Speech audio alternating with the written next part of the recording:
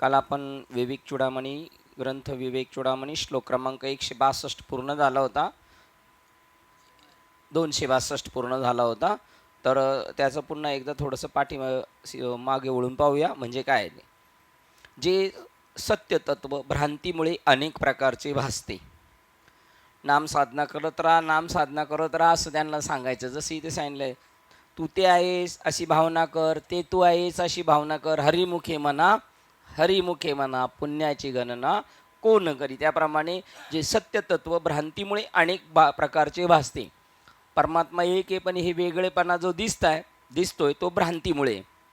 नाम रूप गुण विकार धारण करून स्वतःच अपरिवर्तित राहते. बघा, ते परमात्म तत्व नामाचं नाम धरलं, त्याने रूप घेतलं, गुण विकार धारण करून स्वतःच अपरिवर्तित राहते. ते अपरिवर्तित आहे, परिवर्तन होणारं नाही, पण ते तसं राहतं. नाम रूप घेऊन परिवर्तन होत नाही, त्याचं परिवर्तित राहते, अपरिवर्तित राहते. पण जे स्वतः सोन्याप्रमाणे अविक्रिय असते, म्हणजे सोने जसे त्याच्या विकारामध्ये सोनेच राहते, तेच ब्रह्म तू आहेस अशा आपल्या ठिकाणी भावना कर. सोने जसे त्याच्या विकारामध्ये सोनेच असते, सोने जसे त्याच्या विकारामध्ये, म्हणजे विकारामध्ये म्हणजे कशामध्ये, आकारामध्ये, बरोबर ना. हां, आकारामध्ये जरी गेलं तर ते काय असतं, सोनंच असतं. आणि याच्यावर भजगोविंदांचा किती 16 नंबरचा श्लोक का 14 नंबरचा काल वाचला होता, 14 नंबरचा वाचला. ज्यांनी त्या दुसऱ्या अध्यायातलं मुनीश्वर तप करतात वगैरे, ते त्या पद्धतीने. तर ते लोक ज्यांनी जटा धारण केलेलं आहे, ज्यांनी पूर्णपणे टकलू केलेलं आहे, टकलू करून सुद्धा देव भेटत नाही. मुंड मुंडाए हरी मिले तो हर सब कोई लोय मुंडकी. हां, मुंडा आहे, बार बार मुंडने से भेर वैकुंठ न जाय. बघा, त्या मेंढीचं सारखी नेहमी लोकर काढण्यासाठी त्याला काय करतात, त्याची कटिंग करतात वरच्या केसांची, परंतु तो काय पुढे जात नाही. त्याप्रमाणे तिसरा सांगितला, जे आपल्या जैन सांप्रदायिक साधू जे आहेत त्यांच्यामध्ये एक एक केस उपटून काढतात. ते मिशीचा, दाढीचा, डोक्याचा, कुठचाही पण. का तर तो पुन्हा येऊ नये, कारण कटिंग केलं तर पुन्हा येऊ शकतो, आहे की नाही. का तर ते त्या देहाचं पूर्ण. आता याचा प्रकार आहे प्रत्येकाच्या दृष्टीने, तो त्याच्या दृष्टीने बरोबर आहे. भागवतमध्ये सांगितलं पूर्ण देहाकडं दुर्लक्ष करायचं, त्याला किंमत नाही द्यायची, दात नाही घासायचे, आंघोळी नाही करायची, आणि करायचीच झाली तर कशी करायची आंघोळ सांगा. काहीच नाही, थंड पाणी नाही, काय म्हणतात त्याला, नुसते एक बुचकुळी मारून येतात, त्याला काय म्हणतात, हां हां, कावळ्याच्या आंघोळीसारखं जायचं, बुडी मारायची आणि यायचं. अंगाला घासत घुसत साबण वगैरे दगडी बिगडी लावून घासायचं नाही. तिसरी गोष्ट, नख काढायची नाही, केस कापायची नाही, पूर्णपणे दुर्लक्ष करायचं. तर तुम्ही त्याच्याबद्दलचं ममत्व हे एकनाथी भागवतमध्ये सांगितलं. म्हणजे प्रत्येकजण चाललाय तो त्याच्यातलं एक एक अंग घेऊन चाललेलं आहे. त्याच्यानंतर तिसरं सांगितलं होतं, भगवे कपडे घालतात काही. का त्यांनी सांगितलं, त्याच्यामध्ये टिप्पणी देताना चांगले कपडे दिसतात म्हणून. भगवे हे टोटल वैराग्याचं प्रतीक आहे, पांढरे कपडा शांतीचं प्रतीक आहे, काळा शरणागती किंवा आम्हाला ते पटत नाही काळं, हे की नाही, निषेधात्मकपणे, हे की नाही. त्याप्रमाणे यांनी जरी हे केलं, ते बघायला पाहिजे त्यांनी. आपलं त्या सोडून, आपण सामान्य माणसं आहे, पण त्यांनी त्याग केले ना, कशासाठी केलेले आहे, ईश्वर प्राप्तीसाठी. पण त्यांना प्राप्त होत नाही. का तर ते फक्त पोटार्थी झाली त्याच्यामुळे. खरं तर साधू संत त्याच्यासाठी 8 तास करतात. ज्ञानेश्वरीमध्ये सांगितलंय दुसऱ्या अध्यायामध्ये, जे तप करतात. बघा, दुसऱ्या अध्यायातला श्लोक आहे बरोबर, एक आंतरिनिश्चळ जे विसरले, एक गुणानुवाद नाही, एकच जैसी सरिता नाही, जैसे योगेश्वर नाही, ते पण नाही. त्याच्यामध्ये काही ब्रह्मचर्य मुनित्व पाळतात. दुसऱ्या अध्यायामध्ये 28, 29 किंवा 24, 25च्या बाजूला असेल. काही वस्त्रच परिधान नाही करत, काही गिरिकापारीमध्ये जातात, केवळ ईश्वर प्राप्तीसाठी शास्त्र अध्ययन करतात. पण त्यांना ते कळत नाही. वास्तविक ते सोन्याप्रमाणे अविक्रिय, जरी तेच ब्रह्म तू आहेस, पण आपण ते पाहत नाही. त्यांनी एक दृष्टांत दिला होता, आपण कोणती वस्तू पाहत असताना ती पूर्ण अधिष्ठान स्वरूपाने पाहत नाही. त्यांनी सांगितलं, फूल पाहायला भेटलं तर तो कशाचं वर्णन करीन, काय पाकळ्या आहेत, काय कलर आहे, काय सुगंध आहे, पण त्याचं मूळ जे आहे त्याचं नाही करत. अलंकार पाहिले, बाबा नेहमी आपल्या हातातली अंगठी काढून म्हणणार हे काय सांगा, लोक म्हणणार अंगठी. कारण लोकांची दृष्टी, आपली सगळ्यांची दृष्टी कशावर आहे? आकारावर आहे. आणि आपली गोष्ट दृष्टी कशावर पाहिजे? निराकारावर. आकार जरी असला तरी त्याला त्या क्षणाला पाहायचंय, याला पाहतानीच प्लास्टिक म्हणून पाहायचंय, आहे की नाही? त्याप्रमाणे ते म्हणतात ते जरी चिमटा झालं तरी प्लॅस्टिक आहे, पण ते पाहत नाही. कारण ते काय पाहतात? वरवरच्या गोष्टी. आणि त्याच्याबद्दल तुम्ही किती वरवरच्या गोष्टीबद्दल जरी वर्णन केलं तर ते फायनल वर्णन नाही. त्याचप्रमाणे इथे सांगतात हेमवंत, शेवटचा टॉपिक आहे 63च्या अगोदर. सुवर्णाप्रमाणे सोने काही तुमच्या गळ्यावर बसण्यास मागत नाही. त्यांनी काय अपेक्षा केली नाही. त्यांनी ते जे झाले ते कोणाकडून झालेले? तुमच्याकडून झाले. कुलालमतीचे गर्भ उमटती. तुम्ही आता जाऊन सांगणार सोनाराला मला असं पाहिजे तसं पाहिजे, त्यामुळे ते बनतं. पण सोन्याची तशी इच्छा नाही की ते तुमच्या हाताला घट्ट धरून पाहत नाही, की बोटास चिकटून पाहत नाही. तुम्ही त्याला निरनिराळे आकार देता. कोणाला? आणि बोटाला कधी चिटकू शकतो? अंगठीचा आकार दिला तर. गळ्यात कधी चिटकू शकतो? त्याला त्या पद्धतीचं बनवलं तर, आहे की नाही? हाताला चिटकून राहू शकतो. मग तो तुम्ही त्याला आकार दिलाय, तुम्ही त्याला निरनिराळे आकार देता आणि त्यानंतर त्याला निरनिराळी नावे देता आणि निरनिराळ्या उपयोगाकरता वापरता. नाम, रूप, गुण व क्रिया हे सर्व सोन्यावर प्रलंबित केले जातात. त्याला नाव दिलं अंगठी, त्याचं रूप वेगळ्या पद्धतीचं बनवलं, त्याला एक काहीतरी हातात घालायची ती क्रिया तुमची, त्या तुम्ही पाहत असता. आणि आपणास दिसते ते अलंकाराचे जग. काय दिसतं आपल्याला? अलंकार दिसतात. सोनं दिसतं का? जग दिसतं. पण जगाचं मूळ अधिष्ठान काय आहे? ब्रह्मचैतन्य. ही शरीर सुद्धा ब्रह्मचैतन्यानेच निर्माण झालेली आहेत. पण आपण काय पाहतो? फक्त आकार पाहतोय की नाही? कारण उघड आहे की हे सर्व सोनेच आहे. होय, आणि त्या कारण उघडे आहे की हे सगळे सोनेच आहे. त्याप्रमाणे आता सिद्धांत, जगत म्हणजे दुसरे काही नसून केवळ ब्रह्मच. तुम्ही स्वतः ब्रह्मच आहात हे ओळखा. जग म्हणजे दुसरं तिसरं काही नाही, ब्रह्मच. आणि तिथे परत थांबून स्टॉप घेऊन सांगतात ब्रह्मच. स्टॉप घेतला, तुम्ही स्वतः ब्रह्मच आहात. याच्यासाठी ह्या पाठशाळा आपल्याला चालू ठेवल्या आहेत आपण आपल्यासाठी, की आपल्या स्वरूपाचं आरसा साफ करायचं काम चाललंय. कशासाठी? आपलं स्वरूप निहाळण्यासाठी. शास्त्र श्रवण, तीर्थयात्रा, जे बी कर्म आहेत ते सर्व. मुनिजन ब्रह्मचर्य टाका ना त्याच्यामध्ये, लगेच येईल ना मुनिजन ब्रह्मचर्य. जे स्वतः अन्य काही नव्हे, जे माये. श्लोक क्रमांक 263 वाचतोय. 262चा इंड काय झाला? जेवढं जगत दिसतंय ते सगळं काय आहे? सोनंच आहे. जरी अलंकार झाले तरी. बाबा दुसऱ्या अध्याय, ते दुसरा अध्याय का?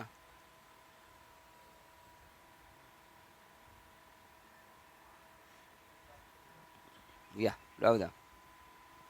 जे स्वतःहून अन्य काही नाही, जे मायेच्याही पलीकडचे आहे, त्या यांच्या खाली उपजे आणि नासे पुनरपी दिसे त्याच्या खाली आहे. त्याच्यानंतर घटत्वा भंगलिया खापरिया मिळाली आकाशा, ते त्याच्यामध्ये स्वप्ना माझी देखीजे, ते स्वप्नाचे साच पाहिजे, मग चेवनिया पाहिजे, तो काहीच नाही. त्याच्या खालचा श्लोक जवळजवळ 28 नंबरचा असावा तो श्लोक.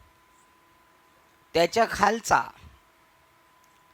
जे स्वतःच्याहून अन्य काही नव्हे. बघा, ज्याला पाहायचे ते आपल्यापासून वेगळं नाही. ज्याला पाहायचे ते कोणाला पाहायचे?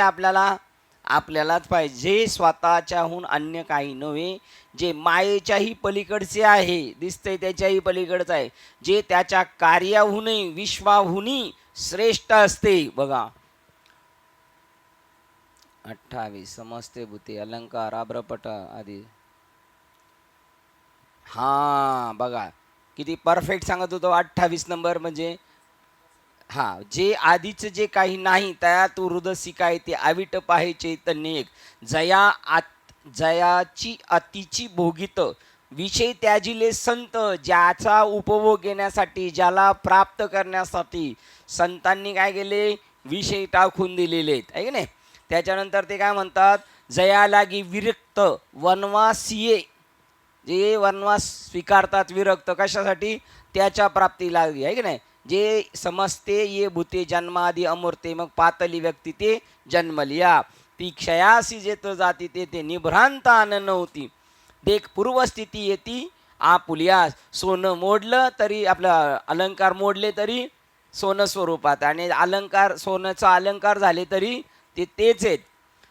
येरमध्ये जे प्रतिभासे ते निद्रिताचे स्वप्न जैसे, तसा आकार हा मायावशी तत्स्वरूपी, ना तरी पवन स्पर्शिले नीर पडियासे तरंगाकार का परापेक्ष अलंकार व्यक्ती कनकी. सोन्यावर अलंकार कोणामुळे झाले, तिसऱ्यामुळे, वाऱ्याच्या झुळकेमुळे काय झाली, लाट निर्माण झाली. तैसे सकळ हे मूर्त जानपा माया करीत, जैसे आकाशी बिंबता अभ्रपटळ. जे आधीचं नाही त्याच्यासाठी जया लागे अति, जयाची अतिच भोगित विषय त्याजिले संत, जया लागी विरक्त वनवासी. विरक्त झालेले वनवास स्वीकारतात, मला ईश्वर भेटेल म्हणजे वैराग्य निर्माण होतं आणि ते जंगलात जातात. दिठी सुनी जयाते, त्यांची दृष्टी कशावर आहे, त्या परमात्म्यावर. ब्रह्मचर्याधिक व्रते पाळतात कशासाठी, ती गोष्ट कळावा म्हणून. मुनीश्वर तपाते आचरताती, मुनी लोक तपचर्या करतात, तपश्चर्या करतात. काही लोक त्या देवाला प्राप्त त्याच्यावर दृष्टी येऊन ब्रह्मचार्य पाळतात, काही तपश्चर्या करतात, काही वैराग्य झालेले वनवासात जातात, आणि संत विषय त्याजी ती, संत ती गोष्ट प्राप्त करण्यासाठी ते गोष्ट, आणि त्यांना प्राप्त नाही. कालचं उदाहरण दुसरं होतं ते 14व्या श्लोकामध्ये भज गोविंदनमधलं, की हे प्राप्त करायला पाहिजे यांनी, पण ते होत नाही कारण ते पोटार्थी असतात. जे स्वतःहून अन्य काही नाही, ज्याला प्राप्त करायचे ते आपल्यापेक्षा वेगळं नाही, जे त्याच्या कार्याहूनही श्रेष्ठ असते, म्हणजे विश्वाहून त्यांनी काय निर्माण केलेलं आहे, हे विश्व त्याच्याही पेक्षा ते श्रेष्ठ आहे. शिवाय ते मायेच्याही पलीकडचे आहे. ते प्रत्येक रूपाने खोल अंतरात्मात वसत असते. ते प्रत्येकाच्या जशी सूर्यकिरण सहस्रदली उगवला सूर्य जैसा, ते एक एक किरणच सूर्य आहे, जे एक रस आनंदरूप असते. बघा, ते सतत आनंदी. तुम्ही आपण त्याच्या त्या भूमिकेवर गेलो तर आनंदातच राहणार. त्याचं नाव आहे तुका म्हणे आम्ही खातो आनंदाचे लाडू. त्याचं प्रत्येक क्षणाला तो आनंदामध्ये, त्याचंच नाव सच्चित आनंद स्वरूप आहे. आत्मा हेच त्याचे लक्षण आहे. जगात जे दिसते ते जे सच्चित आनंद स्वरूप आहे, जे अनंत अव्यय अरूप आहे, त्याला रूप नाही, अनंत आहे. अव्ययचा काला अर्थ काय पाहिला, ते वेगळेपणाने राहत नाही. तत् तत् तत् ब्रह्म त्वम असी, ते ब्रह्म तूच आहे अशी आपल्या ठिकाणी भावना कर. लगेच होणार नाही ना म्हणून भावना कर. वास्तविक ते सगळं तसंच आहे. सगळी प्राणी मात्र परमात्मा आहे, पण तुला वाटणार नाही ना म्हणून जे जे भेटे भूते ते मानी जे भगवंत आहेच. भगवंत म्हटले का आपल्या भूमिकेतून चालले, तू मानत जा मानत जा, मग तुला तसं होईल.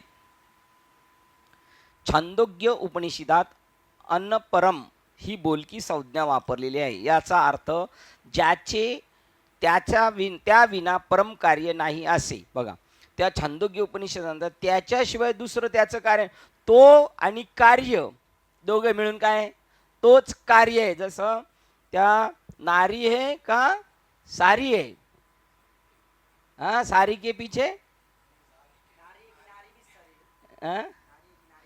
नारी है की सारी है,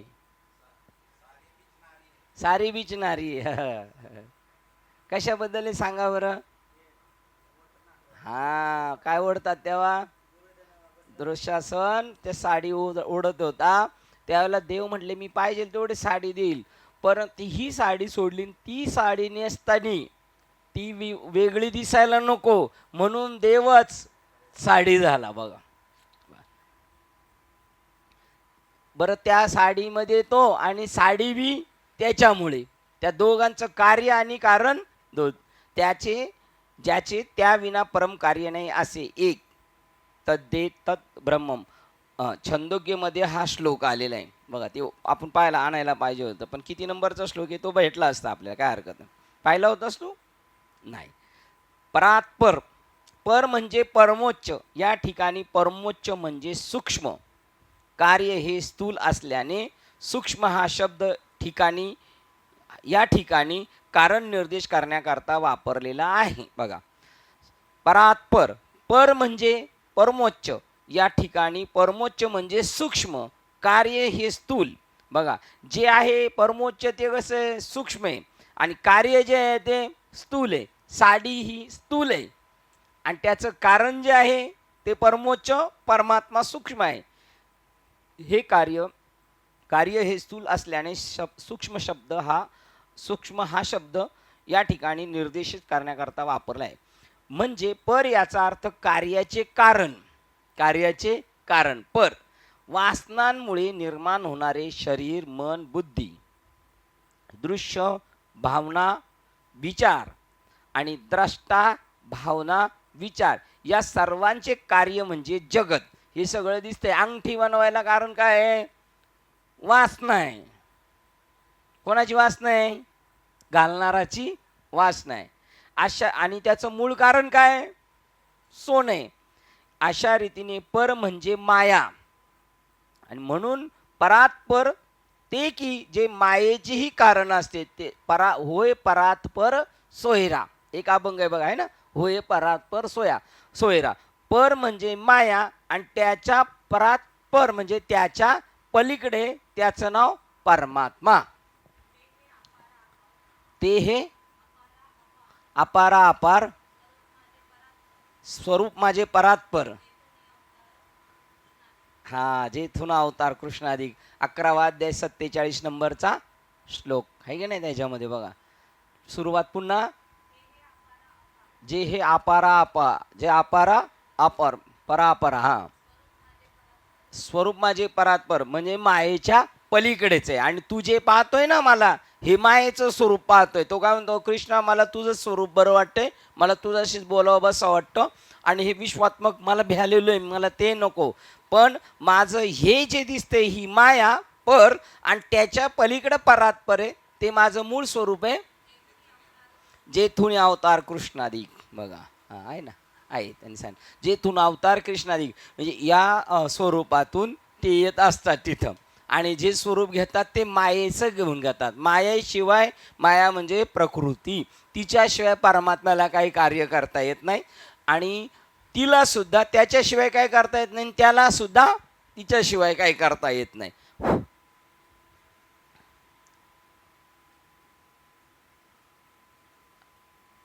या सर्वांचे कार्य म्हणजे जगत. अशा रीतीने पर कारण म्हणजे माया, म्हणून पर ते की जे मायेचेही कारण असते. बघा, म्हणजे कालच हा विषय होऊन गेला होता. जगताला काय कारण आहे? माया. आणि मायेला कारण काय? ते कारण. त्याला वाटलं मला एक ओंबहुषा, ते की ज्याची अभिव्यक्ती स्वतः ईश्वराचा असतो. बघा, त्याची अभिव्यक्ती काय आहे? ईश्वराचे. तो स्वतः ईश्वर आहे, तो स्वतः प्रगट होतो. ते की ज्याच्या पलीकडे काही नसते. त्याच्या पलीकडे जर गेले, मायेच्या पलीकडे गेले तर तो आहे, त्याच्या पलीकडे गेल्यावर तोच, त्याचीच अभिव्यक्ती तिथं. आणि जे विश्वाच्याच कारणाचे कारण असते. बघा, विश्वाचं कारण, त्या कारणाचं पण हे कारण. विश्वाचं कारण काय आहे? माया. आणि मायेचं कारण तो आहे, ते परमसत्य स्वरूप होय. अशा तऱ्हेने जे सर्वांच्या पलीकडे आहे त्याच्याही पलीकडचे अशी आत्मतत्वाची व्याख्या करता येईल. सर्वांच्या पलीकडे जे आहे आणि त्याच्याही ते पलीकडे आहे अशी त्याची व्याख्या करता येईल. अंतःकरणात प्रत्येक आत्मिक खुद्द मनाच्याच मागून सदैव कार्य करणारे. बघा, आत्मिक हे कसे? खुद्द मनाच्या मागून सदैव कार्य करणारे. मनाला जे जे स्फूर्त आहे आणि ते मनाकडून जे जे करून घेतो त्याच्या पाठीमागं कोण आहे? ती सत्ता आहे. मन स्वतः काही करत नाही. ते मनाच्या मागून सदैव कार्य करणारे, जे व्यक्तित्वाच्या अंतरंगात स्थित असते. प्रत्येकाच्या आतमध्ये ते असतंच आहे. सर्वाघटी राम. ते एक रस, ज्याचे सार तत्व बदलत नाही. ते एक आहे आणि त्याच्यातलं काही बदलत नाही. ते जसं सार आहे, जरी अलंकार झाले तरी त्याच्यात काही बदल होत नाही. ज्याच्या मूळ धातूमध्ये काही बदल होत नाही, तसं याच्या मुळामध्ये काही बदल होत नाही.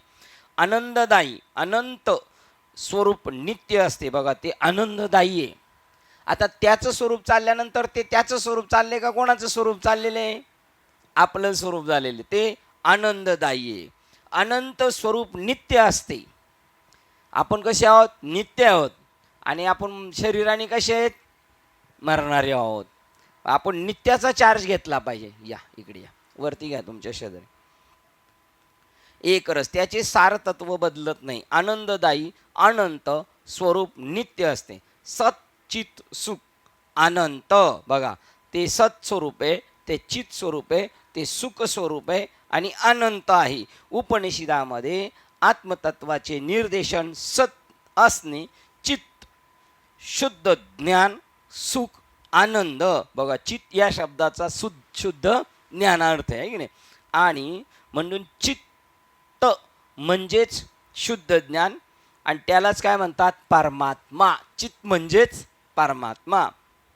सुख, आनंद, की जे अनंत असीम असते. बघा, ते सुख अनंत आहे, आनंद सुद्धा अनंत आहे, स्वरूप ज्ञान सुद्धा, आणि असीम असते. ते या शब्दाने केले जाते. अक्षय, अव्ययम, त्या ब्रह्मानंदाचा कधी क्षय होत नाही.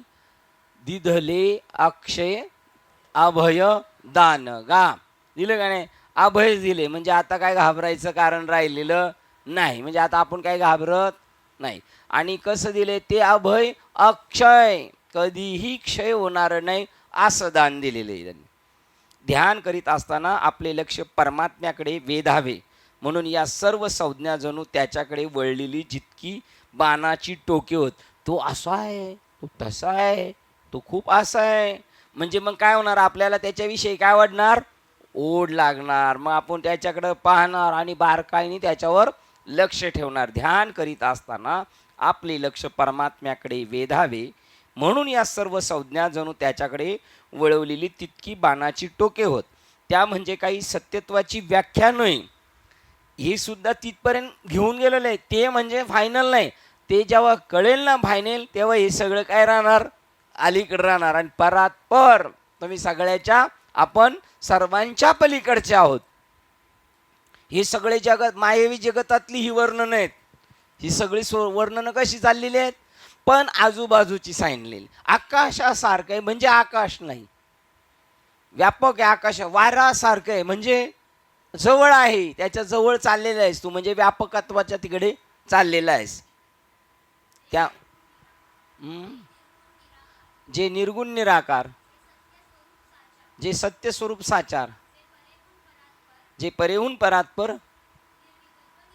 निर्विकल्प निज वस्तू, निर्विकल्प निज वस्तू, ते परात्पर आहे, मायेच्या पलीकडचे आहे आणि निर्गुण आहे. बघा, त्या म्हणजे काही सत्यत्वाच्या व्याख्या नव्हे. त्या फक्त सत्यत्वाचा मार्ग आक्रमण करणाऱ्या मानवी मनास ते पोचण्याकरता फक्त मार्गावरील मार्गदर्शक खांब होत. ही सगळ्या सूचना दिलेल्या आहेत. हे काय? तिकडं आपली प्रवास तिकडचा व्यवस्थित व्हावा याच्यासाठी थोडंसं आजूबाजूला, याच्याजवळ गेलाय म्हणजे आता जवळ चाललाय, जवळ चाललाय. ते सत्यस्वरूप तू आहेस. ही 10 श्लोक निधिध्यासन नास फारच साह्यभूत होतात. निधिध्यासन म्हणजे काय? मला असं कधी होणार, मला असं कधी होणार, मला असं का होत नाही, मला असं झालंच पाहिजे. हे 10 श्लोक निधिध्यासनास फारच साह्यभूत होतात. वेदांताच्या तळमळीच्या सर्व अभ्यासकांनी हे श्लोक आत्मसात करावेत. आता वेदांताचे अभ्यासक म्हणजे काय? म्हणजे क्लिष्ट शब्द बोलणे, बोजड शब्द बोलणे, लोकांना कळणार नाही पण आपलं चालूच ठेवायचं. बाष्कळ बडबड म्हणजे वेदांत नाही. आणि शब्दांशी खेळणं म्हणजे वेदांताचा अभ्यासक नाही. त्याच्याशी माझा संबंध आहे, तो संबंध आत्मसात करून इतरांशी माझा तो संबंध आहे. मी या जगतापेक्षा अनुभर सुद्धा वेगळा नाही. तुका म्हणे वेगळा नोहे. तुका म्हणे वेगळा नोहे, आहे भोवे भोवताली, असं काहीतरी. हरी हरी हा भोवे भोवताली. बघा, तुका म्हणे वेगळा नोहे आणि हरी हा सगळीकडून आजूबाजूनी.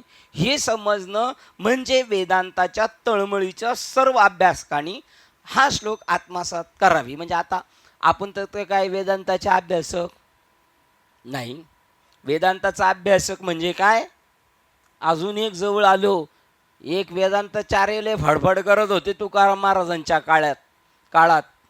त्यांचं नाव काय सांगू शकता? रामेश्वर भट्ट. आणि तू वेदांत मराठीत कसा बोलतोस, तुला कसं कळलं आणि आम्हाला का नाही कळलं? घोडे काय थोडे वागवितात ती ओझे. कोणला म्हणले? वेदांताचार्य.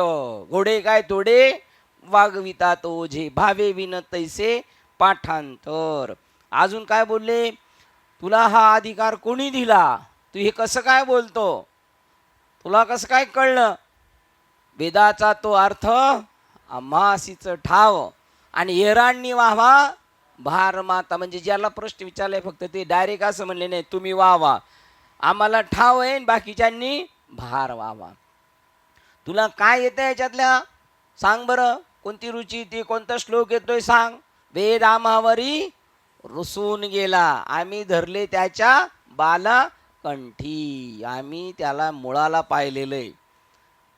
तुम्ही वेदांताचा काय अभ्यास केला आमच्यासारखा? वेद तुम्ही जो अभ्यास केला, वेद अनंत बोलिला, अर्थ इतकाची साधिला आम्ही. विठोबाशी शरण जावे, निज निष्ठे नाम घ्यावे. हे जे नाम आहे ना, नाम, त्याला वेदांताचा अभ्यासक म्हणतात. वेदांताच्या अभ्यासकाला किल्लीच माहीत नाही घराची, आणि आतल्या सगळे सामानाचा म्हणतो मला वापर करायचा, आणि त्याच्या आत असं सामान आहे बरं का, त्याच्या आत सामान आहे. चावी पाहिजे का? चावी कोणाकडे आहे? तुका म्हणे किल्ल्या त्या या संता हाती दिल्या. त्या किल्लीचं नाव आहे वेदरूपी बापाने. ओळ आठवती? आणि श्रुतीरूपी माऊलीने. वेदरूपी बापाने आणि श्रुतीरूपी माऊलीने त्या परमात्म्याला नाव नसताने नाव ठेवलेलं आहे. ते किराणा जाती अविद्या वर्गाची राती, ओळखावया श्रुती खून केली. हे श्रुतीरूप्याने. आणि वेदाने तो नाम मंत्र शोधून काढला. जे अज्ञानरूपी अंधाऱ्या रात्रीत फिरत होते, आणि ते ज्याचे नावे ओ देतो हा संकेतू, कष्टले संसारशिने जे देव येती गाराने, तो हा संकेतू. चला अजून नाही. ब्रह्माचा आबोला फिटावा, अद्वैत तत्वे तो भेटावा, ऐसा मंत्रू देखना कनवा वेदे बाप्पा. असा शोधून काढला वेदरूपी बापाने आणि श्रुतीरूपी आईने.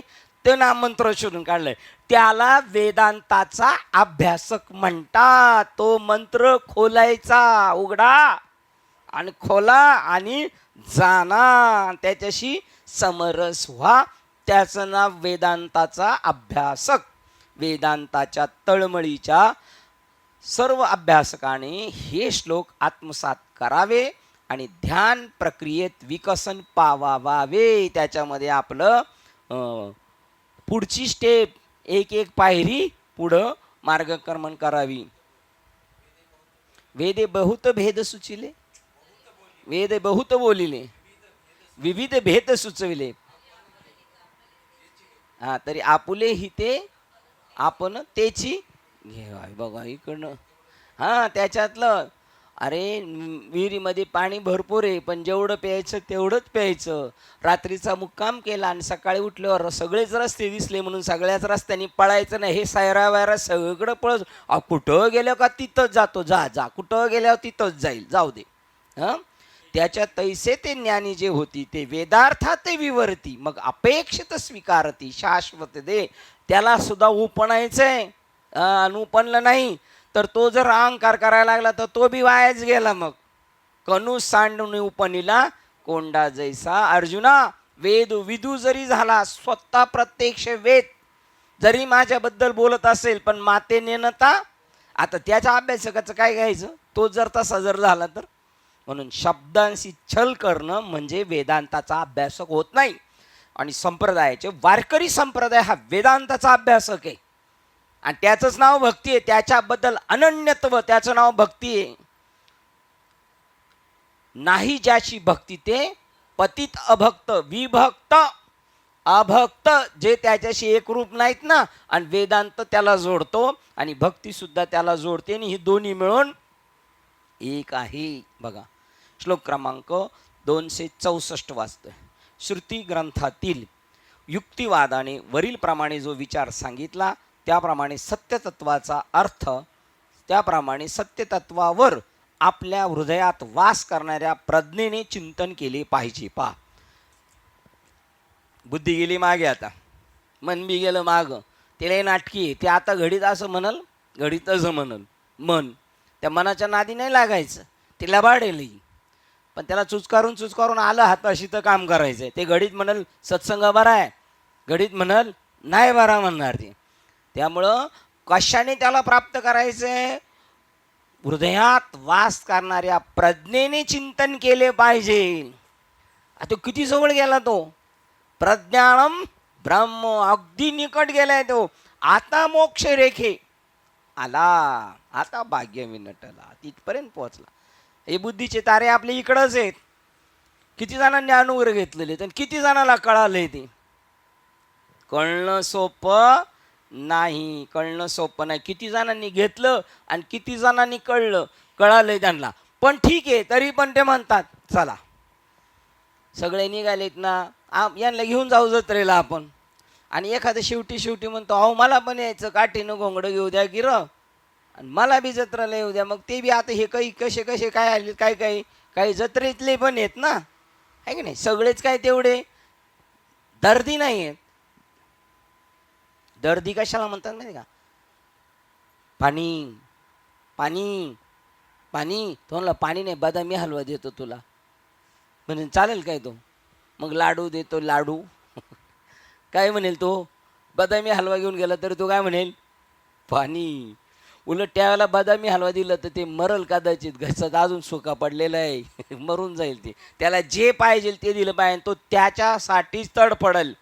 याचं सांगायचं आहे का? तो एकदम त्याच्यावर वाचून राहू शकत नाही तो. त्या प्रज्ञेने बघा, श्रुती ग्रंथातील युक्तिवादाने वरील प्रमाणे जो विचार सांगितला त्याप्रमाणे सत्यतत्वावर आपल्या हृदयात वास करणाऱ्या प्रज्ञेने चिंतन केले पाहिजे. प्रज्ञा कधी ओपन झाली? किती 262 नंबर आले, तिथपर्यंत आलाय. आता तो प्रज्ञेमध्ये आलेला आहे. काय त्याची प्रज्ञा तीव्र आहे त्या पोराची, काय त्या पोरीची प्रज्ञा काय तीव्र आहे. आपली बुद्धी काल काय खाल्लं ते बी सांगत नाही. काल कोणता अभंग घेतलं काय माहिती, पण असंच होतं बरं का, देव करून घ्यावा. बघा बरं, ते किती वेळा झालेलं असेल तरी नाही, आहे की नाही. कारण ते बुद्धीचं आहे. त्या योगाने त्या सत्यत्वाचे ज्ञान स्वतःच्या ओंझळीतील पाण्याप्रमाणे कोणालाही संशय न राहता होईल असले सांगणारे पाहिजे.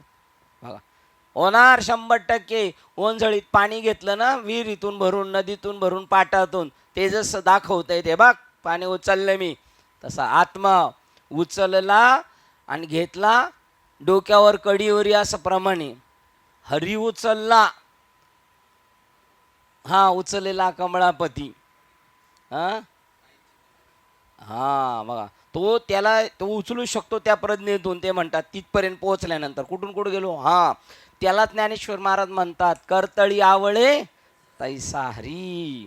त्याच्यानंतर भगवान स्वामी विवेकानंद म्हणतात जसं एक फूल मी दुसऱ्याला देऊ शकतो तसं आत्मा एकमेकाला देता घेता येतो.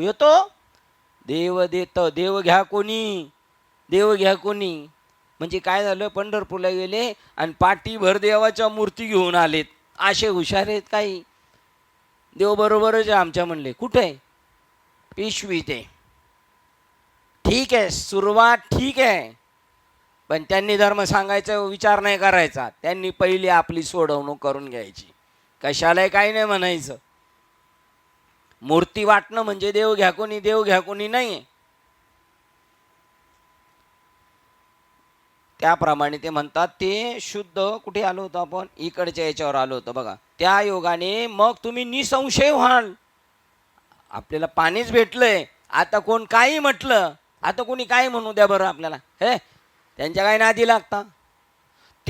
नादी लागता म्हटल्यावर आपण काय करणार? अजूनच नादी लागणार त्यांच्या. तुम्ही करून बघा कोणताही पण. मला यांच्या आईने सांगितलंय, यांना जर तुम्हाला पंढरपूरला न्यायचं असेल, गोटीला न्यायचं असेल, तर तुम्ही त्यांना म्हणायचं तू येऊ नकोस. का ते म्हणणार येणार. आणि मी चुकीच्या पॉईंटनी, ते माझ्या डोक्यातच नाही, चला चला का हे नाही नाही नाही नाही. आता तुम्ही नाही म्हणा बरं, उद्या येऊ नका. बरं उद्याचं कशाला, आपण आत्ता जावा इथून. नाही जाणार ती.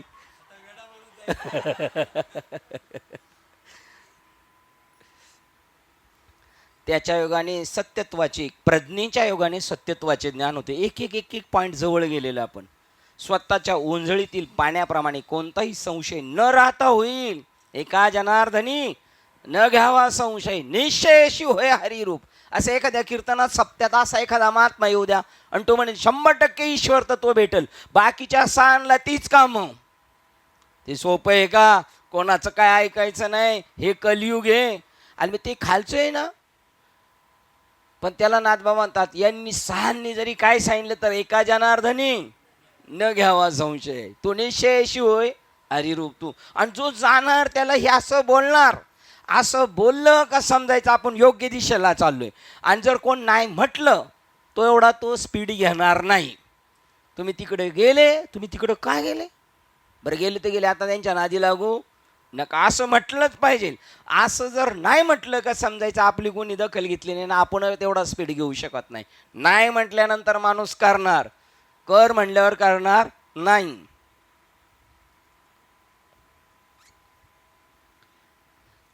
आधीच्या ध्यान श्लोकात उद्घोषित केलेल्या गुढार्थावर अंतःकरणात चिंतन करावयास हवे.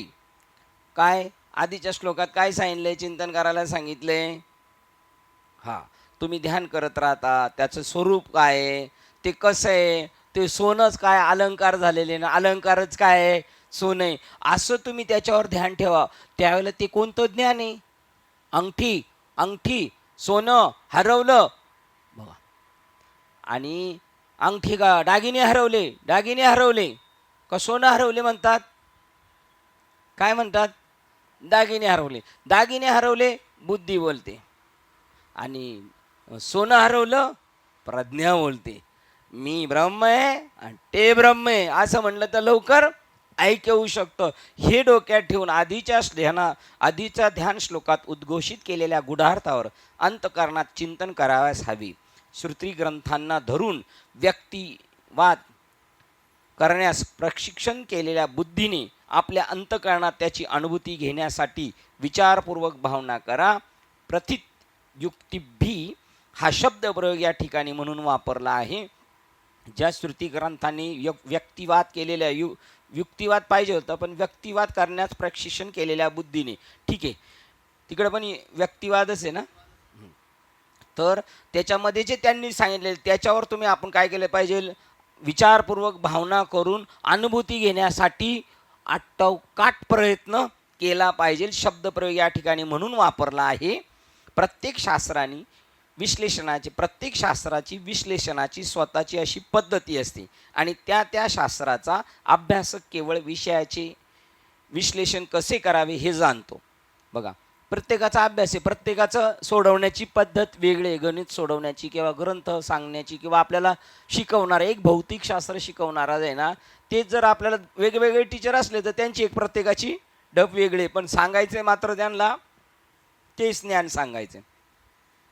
रोग लक्षणाचे विश्लेषण करणे आणि रोग निदान करणे या संबंधीचे तंत्र वैद्यास माहीत असते.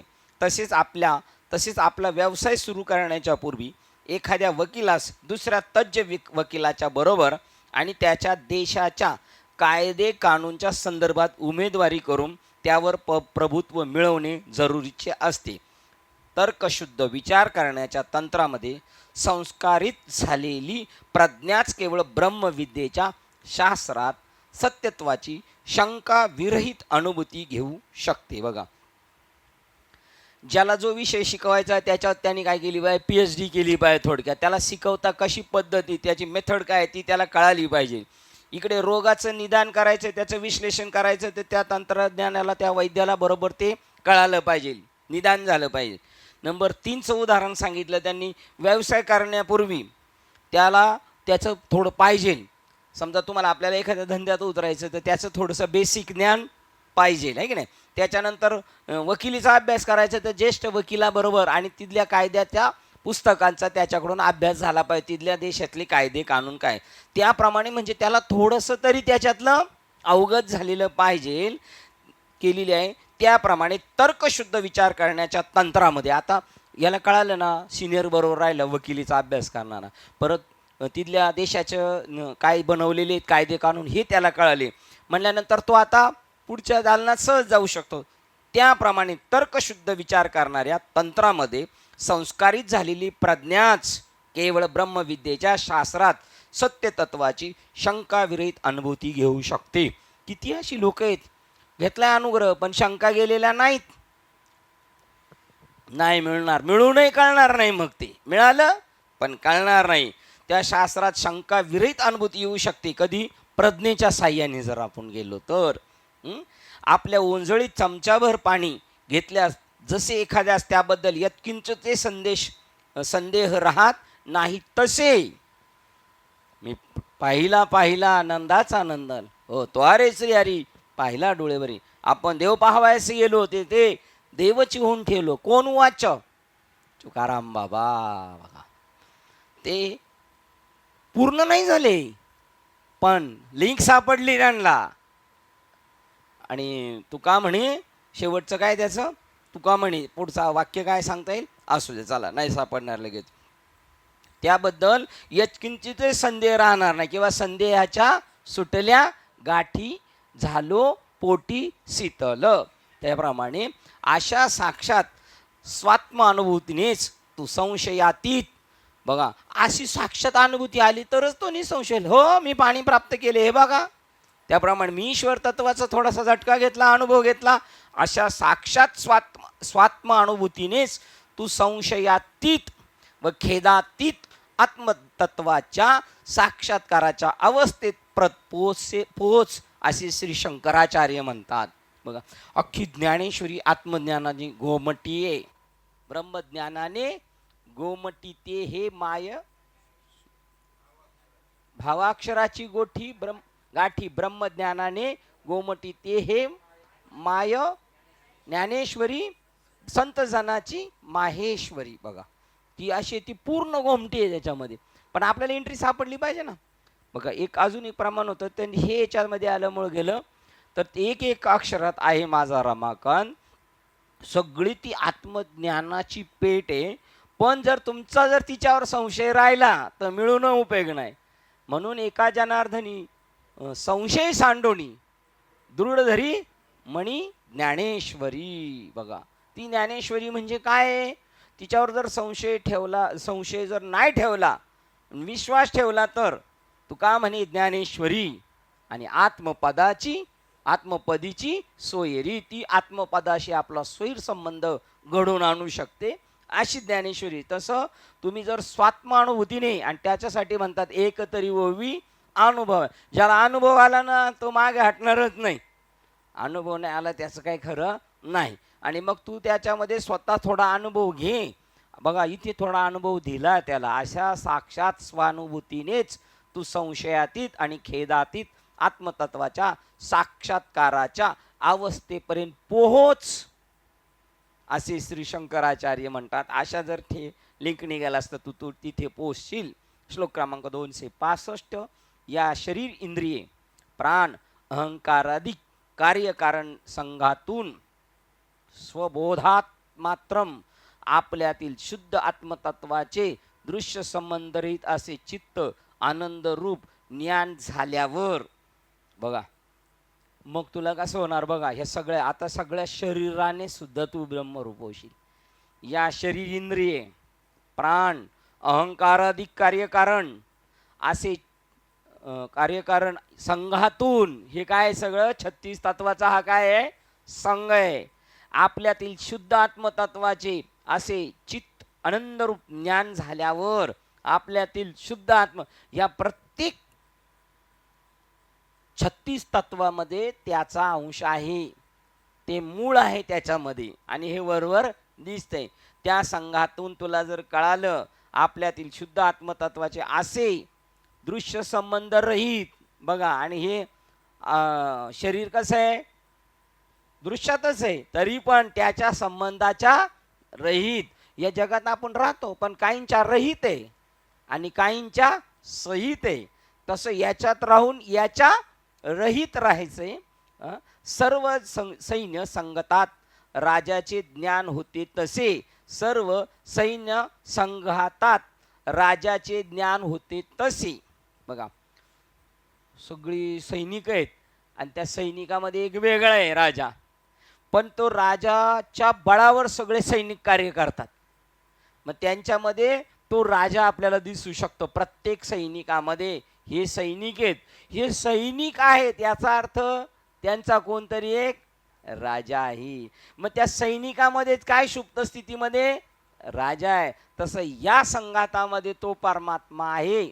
मग त्या सैनिकाचं ज्ञान झालं का राजाचं ज्ञान होणार. सर्व सैन्य संघातात राजाचे ज्ञान होते तसे त्वम त्या ज्ञानाचा आश्रय घेतलेल्या तू स्वतःच्या अंतर्यामात ते कायमचे स्थित करून हे अखिल विश्वजात परब्रह्मात विलीन कर. बघा, हे सगळे पण त्याच्यामध्ये विलीन करून टाक. मग ते राजामध्ये सगळं सैनिक आणि सगळे विलीन होऊन जाणार त्याच्यामध्ये. बघा, कोणत्याही देशाच्या नरेशाचे उत्तम तऱ्हेने संरक्षण केले जाते आणि प्रत्येक सैनिक आपल्या राजाकडून स्फूर्ती मिळवित असतो. प्रत्येकजण आपापले कर्तव्य पार पाडतो ते राजामुळेच. डोळे तुम्ही घ्या रे सुख, तर डोळे परमात्म्याला पाहतात. कोणामुळे पाहतात? परमात्म्यामुळेच पाहतात. कारण हे गुलाम आहे आणि तो काय, हा सैनिक आहे, नोकर आहे, आणि तो कसा आहे, राजा आहे की नाही. प्रत्येक जण आपापले कर्तव्य पार पाडतो ते राजामुळेच. डोळे पाहतात कोणामुळे? पाहणं काम आहे त्याचं, पण राजामुळे पाहतो, त्या आत्मा राजामुळे. त्याप्रमाणे आत्मा जरी स्वतः काही करीत नसला, राजा करतो लढाई नाही, तरी पण लढाई कोण करते मग? राजाच करतो, आहे की नाही. तसं राजा काहीच करीत नाही, पण हा हा हा हा हा हे सगळं कोण करतंय? सैनिक करतंय, पण कोण करते तरी? राजाच करतोय. त्याप्रमाणे आत्मा जरी स्वतः काही करीत नसला तरी तो अचेतन प्रकृती स्तरांना आपले चैतन्य प्रदान करतो. बघा, यांना कोणी दिले ताकद? बघा, आणि त्यांच्यामध्ये प्रवेश मिळून त्यांच्यामध्ये सदा स्थित असतो. कोण प्रवेश मिळून? स्कूलमध्ये समजा, कॉलेजमध्ये मला प्रवेश भेटला, आपल्याला प्रवेश मिळाला कॉलेजमध्ये. श्रेष्ठ कॉलेज का? आपण कोणी प्रवेश केला आपल्यामध्ये? आपण कोणामध्ये प्रवेश केलाय? कॉलेजमध्ये. आणि इथे कोणी कोणामध्ये प्रवेश केलाय? कॉलेजनी विद्यार्थ्यामध्ये प्रवेश केलेला आहे. आपल्या शरीरात त्याने प्रवेश केला, तरी तो अचेतन प्रकृती स्तरांना आपले चैतन्य प्रदान करतो आणि त्यांच्यामध्ये प्रवेश मिळून त्यांच्यामध्ये सदा स्थित असतो. इथून प्रवेश मिळवला आणि या बॉडीमध्ये तो स्थित आहे. आपल्या देहसंगताची कार्य आणि तदनुषंगिक शरीर मन बुद्धी चे दृश्य भावना विचाराचे जगत क्षेत्रामध्ये निर्माण होणारे परिणाम स्वरूप विक्षेप यापासून तुम्ही जेव्हा दूर जात असता तेव्हा ध्यान अवस्थेत निखळपणे प्राप्त झालेल्या शांत चित्त अवस्थेत तुम्ही त्याच्या जवळजवळ सरकत असता. बघा, आपण ज्या वेळेला देहसंघाताची कार्य तदानुषंगानिक ती शरीर मन बुद्धी, परत त्याच्यामुळे दृश्य भावना विचार ह्या जगत क्षेत्रामध्ये निर्माण होणाऱ्या परिणाम स्वरूप विक्षेप, या सगळ्या विक्षेपापासून तुम्ही जेव्हा दूर जात असता तेव्हा ध्यान अवस्थेत निखळपणे प्राप्त झालेले ध्यान अवस्थेत निखळपणे काय भेटतंय? मग शुद्ध स्वरूपाची प्राप्ती. ध्यान अवस्थेत निखळपणे प्राप्त झालेल्या शांत चित्ता अवस्थेत तुम्ही त्याच्या जवळ जवळ सरकत असता त्याचा तुम्ही आश्रय घ्या. बघा, आता ध्यानाला बसल्यानंतर आपण काय करतो? त्याच्या जवळ जवळ जातो आणि तेवढ्यात काय होतं? फोन वाजतो का? आपण परत फोनकडे येतो. तुम्ही त्याचा आश्रय घ्या, त्याच्या जवळ जातो आपण, पण जवळ जातो जातो जातो आणि टच करून परत मागे येतो. दिव्यत्वाच्या दिव्य तत्वाच्या आश्रयाखाली या. कशाच्या खाली आश्रयाखाली या? दिव्यत्वाच्या आश्रयाखाली या. त्यात कायमचे स्थित व्हा. बघा आता एक एक तिकडे थोडे थोडे सरकत जा. सरकत गेल्यानंतर त्याचा आश्रय घ्या. 2. दिव्यत्वाच्या आश्रयाखाली या. 3. व त्यात कायमचे स्थित व्हा. त्याच्यात कायमचे स्थित व्हा म्हणल्यावर आमच्या घरचं काय करायचं? म्हणजे इकडं आले तुम्ही, आता परत घरी जाऊ नका. परत माघारी येत नाही. कुठं? आता आपण गेलो का घरी सांगायचं यांना परत माघारी आता इकडे येणार नाही. इकडे आलो तुम्ही उलट शिकवता आम्हाला, तिकडं जायचं नाही तिकडं जायचं नाही. त्याच्यापेक्षा आता आम्ही काय करणार? इकडंच येणार नाही आता, आहे की नाही? जसे स्वप्नाभिमानी आत्मा आणि स्वप्न कालात निर्माण होणारे सर्व स्वप्न अनुभव हे जागृत अभिमानी आत्म्यामध्ये विलीन होतात. रात्रीचं सगळं पाहिलेलं स्वप्नाभिमानी आत्मा, स्वप्न, त्याच्यानंतर अजून स्वप्नाचा काळ, त्या स्वप्नातले अनुभव, हे जागृती सगळे गायब झाले. रात्रीचा कुठे गेला मग तू? म्हणजे रात्रीचा अनुभव आलेला तर सगळं याच्यामध्ये विलीन झाला. तसे तुम्ही सगळे तुमचे छोटे छोटे आपले अनुभव येते सगळे याच्यात काय करा? विलीन करून टाका. तसेच या जगामध्ये निर्माण होणारे सर्व अनुभव वैचित्र्य ब्रह्म स्वरूपात विलीन करा. तसेच या जगामध्ये निर्माण होणारे सर्व अनुभव वैचित्र्य, बघा विचित्र अनुभव ब्रह्म स्वरूपात विलीन करा. सगळे येणारे ब्रह्म, वैचित्र्य ब्रह्म नाही, अनुभव वैचित्र्य. हा, काय वैचित्र्य म्हणजे काय? सर्व अनुभव वैचित्र्य. तुमचे आलेले चित्र विचित्र अनुभव सगळं जे आहे ते चित्रीकरण सगळं त्याच्यात विलीन करा. त्याच्यात विलीन केल्यावर ते चित्र जशीच्या तशी राहतील की नाही? नाही राहणार. ती काय होऊन जाणार? मग ब्रह्मस्वरूप होऊन जाणार. शेवटचा श्लोक आहे ध्यान प्रक्रियेमधला. हे स्थूल नव्हे, सूक्ष्म नव्हे, असे विलक्षण अद्वितीय परमसत्य स्वरूप परमब्रह्म बुद्धी तत्वाच्या गुहेत वसत असते. बघा, बुद्धीच्या आत जेवढी बुद्धी सूक्ष्म होणार आपली, जेवढी स्थूल बुद्धी आपली, ती परमार्थात चालत नाही. स्थूल बुद्धी म्हणजे कावेळ झालेली बुद्धी. आपल्याला आपण पिवळे झालो का खजक पिवळं होऊन जातं. आणि आपल्या धर्मामध्ये ह्या गोष्टी जास्त आहेत. धर्माच्या आचार्य पदावर गेलेले तर ते याचा निषेध करतील, ते त्याचा निषेध करतील.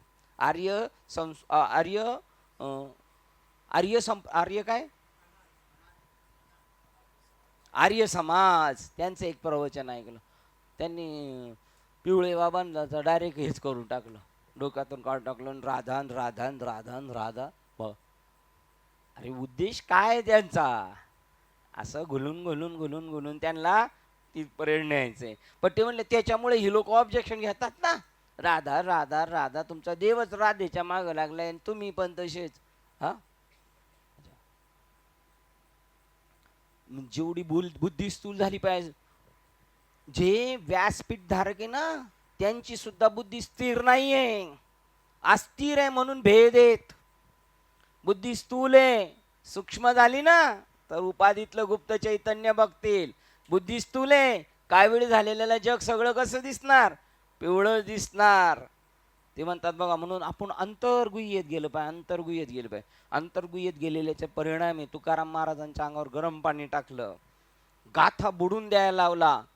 त्यांनी स्वतःच्या हाताने सांगितलं तुम्ही बुडून द्यायचा महाराज. हो, कंप्लेंट नाही. आणि कंप्लेंट केली तर जाणीव तत्वाशी, बस भांडण आपलंच आपल्याशी चालू. काय कशासाठी? परंतु दुसऱ्याला नाही दोष देत राहिले. बघा, अंतिम स्टेपला जेव्हा आपण जाणार, त्या बुद्धी तत्वाच्या गुहेत वसत असते आत्मस्वरूप. बुद्धीत नाही, बुद्धी तत्वाच्या गुहेत. बुद्धी आणि बुद्धीच्या आतमध्ये गुहा, त्याच्यामध्ये त्या बुद्धीच्या एकदम टॉपर बुद्धी, त्या टॉपर बुद्धीच्या गुहेत प्रज्ञा चैतन्य स्थिर येते. आणि तिथे गेलं का ते काय म्हणतो तुला, तिथे गेला का तो तत्स्वरूप होऊन जातो. तो जो या गुहेत ब्रह्म म्हणून राहील. बघा, त्या त्या गुहेत ब्रह्म आहे आणि यांनी पण तिथे जाऊन काय होऊन राहायचंय, ब्रह्म म्हणून होऊन राहील. तो पुन्हा कधी मातेच्या गर्भाशयात शिरत नाही, त्याला पुनर्जन्म नाही. वा, तिथे ठाम बुद्धी झाली त्याची. विवेक चुडामणीच्या अगदी सुरुवातीच्या श्लोकामध्ये आत्मप्राप्तीचे 3 टप्पे स्पष्ट केलेले आहेत. एक, आत्मतत्व आणि अनात्म वस्तूमधील विवेक, आत्मा अनात्म विवेचनम. बघा, पहिलं सांगितलं काय करायचंय, निवड करायची. साधू ऐसा चाहिए जैसा सार स्वभाव, सुप स्वभाव सार सार गहीर रखे, थोता देई उडाय. सगळं त्याच्याकडे उडून टाकणार, त्याच्यातलं आणि पलकट उडून टाकणार आणि सार आतमध्ये घेणार. आता आपण काय करतो, सार देतो सोडून आणि फलकट घेऊन चाललेले. अंतकरणात आत्मतत्वाचा आत्मनिष्ठ अनुभव, अंतकरणात आत्मतत्वाचा आत्मनिष्ठ अनुभव, स्व अनुभव. मला अनुभव आला, एकदा का अनुभव आला तो मध्ये कधीच मागे जाऊ शकत नाही. तो कधीच मागे जाऊ शकत नाही. दुसरं, तिसरं, ब्रह्म आणि आत्मा यांच्या एकतेत स्थित होणे, ब्रह्मात्मन स्थित, तिथं स्थिर होऊन जायचं. ब्रह्म आणि आत्मा, आपण जीव समजा त्याच्या ठिकाणी तो आत्मा धरलाय त्यांनी, आणि व्यापक आणि आपण द्यात, तर याने त्याच्यामध्ये विलीन होऊन तिथं स्थिर होऊन राहायचं. लाटेने समुद्राशी समरस होऊन जायचं. ऐसा प्रतिती बोध सागरी, तू आपणा ते मग असला तरी एक कल्लोळ करी, शरीर म्हणून राहणारच आहे तू. ते आपणा ते एक कल्लोळ करी, मग जव तू पाहसी चराचरी, तूच आहेसी. मग तू जर पाहिलं तर सगळीकडं त्याचं नाव आहे ब्रह्म आणि आत्मा याच्यामध्ये एकतेत स्थित होणे. मग जव पाहसी चराचरी तर तूच आहे. दुसरीकडे जरी पाहिलं तर तुला कोण दिसणार आहे, मीच आहे, वेगळ्या रूपाने, रंगाने, नावाने, पण तो मीच आहे. यापैकी पहिला आत्मा अनात्म विवेक सांगून झाला. यापुढे आत्मिक अनुभूतीचे निर्देशन केले जात आहे. आता बघा, इथून पुढे काय सांगितलं, आतापर्यंत काय सांगितलं, आत्मा अनात्म विचार सांगितला, असार सांगितलं, सार सांगितलं. आता त्या सारावर फिट राहायचं, त्याच्यावर लक्ष ठेवायचं, आणि त्याच्यावर अबाधित राहायचं. काय ऑटोमॅटिक मग पुढचं याच्यात तो जाणार. शेवटचं कशामध्ये, एक रूप. पण आता पहिला मी ते आहे, मी ते आहे, मी ते आहे हे फिट करायचंय. पहिलं काय करायचंय, ते ब्रह्म मीच आहे अशी भावना धरायची, ते ब्रह्म मी आहे अशी भावना धरायची, आणि ते ब्रह्म मी आहे, ते ब्रह्म मी आहे. आणि मग घरात, गावामध्ये, शहरामध्ये अशी छाती फुगून चालवायचं, ते ब्रह्म मी. अरे येड्या, मग ते तू त्याच्यामध्ये विलीन करणे, सगळंच काय आहे तू आहेस अशा भावनेने न्यायचं. आता ही दुसऱ्या स्टेपमध्ये आपण काय, आता साधन सांगितलं, आता त्याच्यावर आबाधित राहायचं, त्याच्या आजूबाजूचे पैलू काढून त्याच्यावर ठाम करायचे. निर्देशन केले जात आहे, सांगून झाला. तर यापुढे आत्मिक अनुभूतीचे निर्देशन केले जाते. अंतकरण हे बुद्धी गुहेत असते बघा, आणि अंतकरणात आत्म्याचा बोध होतो बघा. आता ही संतांनी आपल्याला काय सांगितले, अंतकरण, मन आणि बुद्धी मिळून अंतकरण. अजून त्याच्यामध्ये 2 टाकले, जसं जसं जो विवेचन करील त्याच्याप्रमाणे. तर इथे काय सांगतात, अंतकरण बुद्धी गुहेत, अंतकरणात आत्म्याचा बोध होतो, तेने माझ्या मना बोध केला. मन कुठं राहतंय, अंतकरणात. व्यक्ती जेव्हा प्रेममय वातावरणात आसनेपणाचा, सद्भावनेचा नियमितपणे विचार करू लागते, तेव्हा तिला आत्म्याची अनुभूती येऊ लागते. सकारात्मक जो बुद्धीचा माणूस आहे ना, त्याला लवकर अनुभव येतो. यांच्याबद्दल हे आपल्या संप्रदायात आले तर कणसे बाबांचे भाऊ तुमच्या समोर राहायचे, त्याच्या बाजूचे उत्तम कणसे, ते म्हणले बाबा त्यांचा स्वभावच पहिला तसा होता, त्यामुळे त्यांना ते लवकर, जमीन जशी सुपीक आहे तसं पीक, का भूमीचे मार्दव सांगती कोंबाची लवलव, तैसे आचरण सुकुलीनांचे. बघा, त्याच्यावरून कळतं. या या या या बसा म्हणलं, ते या या बस म्हणजे जर रागातच दिसतंय. या या या या किती दिवसाने आले, नको नको, नाही बसा बसा, नको नको बसा बसा. त्याच्यावरून कळतं आचरण सुकुलीनांचे. त्यांच्या आदरातिथ्यावरूनच कळतं आपल्याविषयी कसं प्रेम आहे. त्या प्रेमाबद्दल ते इथे बोलतात.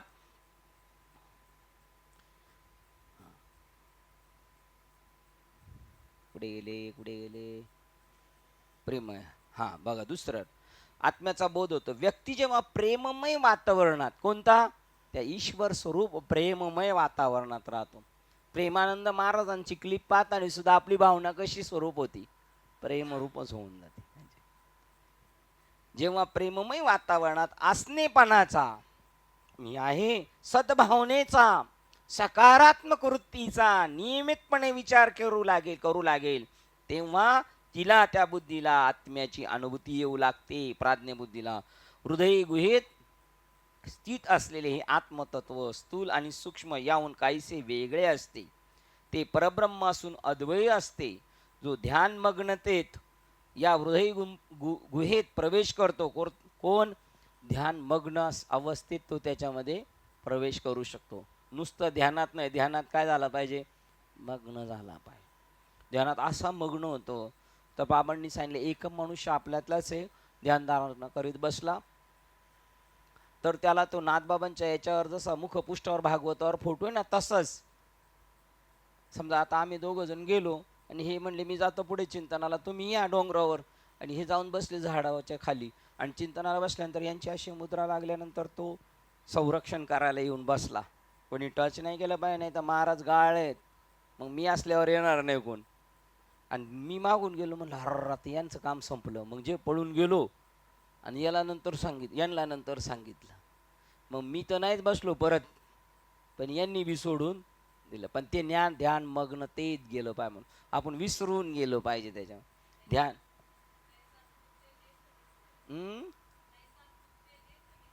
तैसा ते तू ते तैसा तू तेथ विस्मय रे, तेथे मी पण विसरे. मग झाकाळीला ढेकरू तृप्ती जैसा. तुम्ही सांगितलं मी बरोबर नाही म्हणलं, गेलो मजा वाटते ही. बघा, तृप्ती झाली ढेकर. जसं तू सांगितलं तसंच तू पाहिलं. तुला पाहता पाहता मला पाशील, मला पाहता पाहता तुझ्या मीला पाशील, आणि मग तुझी तृप्ती होईल, तू समाधानकारक होशील, आणि मग तुझा कोणताही कार्यक्रम राहिलेला नाही, तू पूर्णत्वाला पोहोचलास.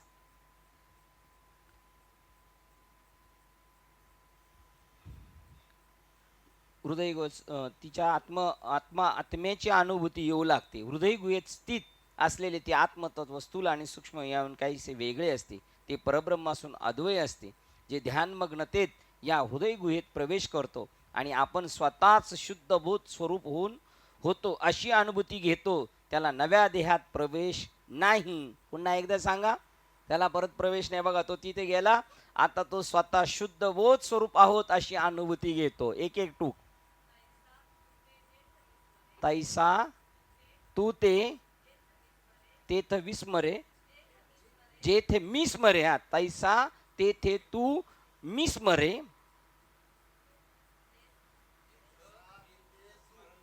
हा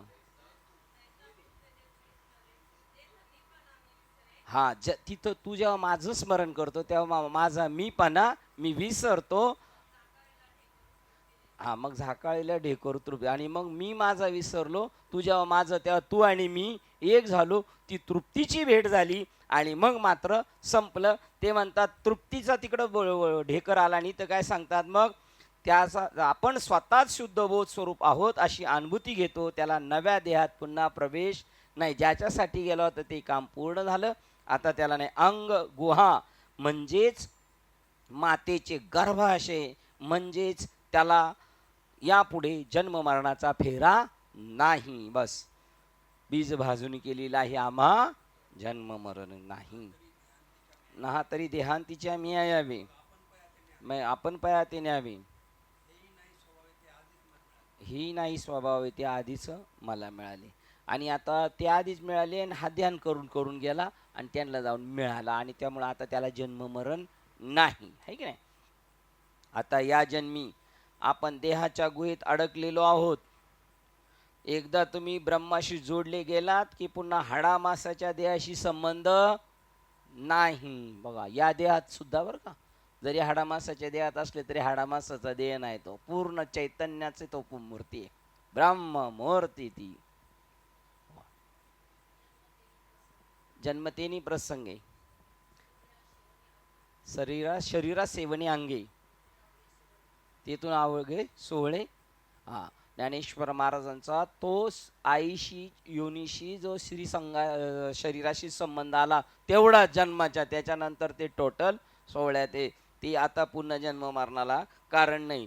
आणि इथे तो तो आत्मस्वरूपाशी एकरूप झाला, तो आता त्या आईच्या पोटात सुद्धा जाणार नाही. माऊली गेले आणि आता हा म्हणतो जाणार सुद्धा नाही. माऊली म्हणले गेलं तर तेवढाच माझा संबंध आला आईशी श्री अतिशय, त्याच्यानंतर पुढे कधीच नाही. 16 ते आता हा इतका 16 झाला का आता याला पुन्हा जन्म घेणे सुद्धा राहिलेलं. ऐसे जे नित्ययुक्त तयाशी सुलभी मी सतत,